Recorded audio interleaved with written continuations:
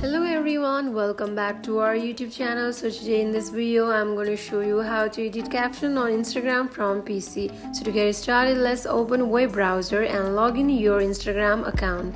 So here is many options. Go to the profile icon, tap on it, and it will navigate you to the profile page, and here tap on the post. When you click on it, you'll get the options like three dot on top right corner. Click on it. Here click on edit option, and here you can add your caption.